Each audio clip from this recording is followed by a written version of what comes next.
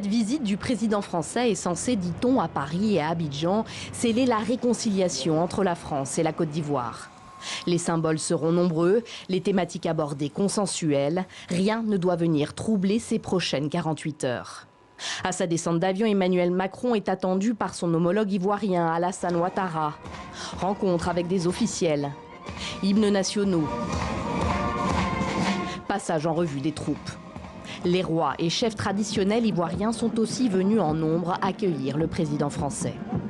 Il y a longtemps, depuis sous le président Houphouët-Boigny, que la Côte d'Ivoire est amie avec la France.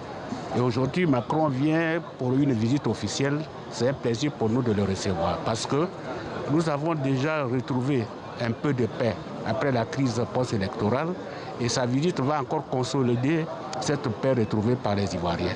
La Côte d'Ivoire gagne au plan économique, n'est-ce pas, la signature de plusieurs conventions dans les domaines économiques et financiers et surtout la sécurité.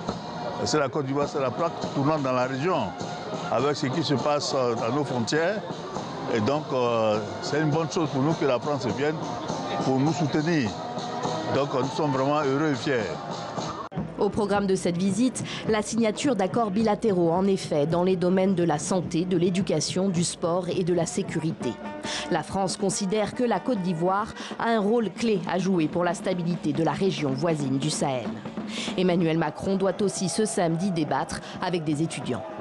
Je demande au président Macron vraiment de pencher vraiment sur le problème des étudiants, voilà, qui est vraiment récurrent à l'université, c'est-à-dire aujourd'hui, lorsque tu prends les filières telles que physique, chimie, ils ont vraiment du mal à s'en sortir au niveau de l'encadrement.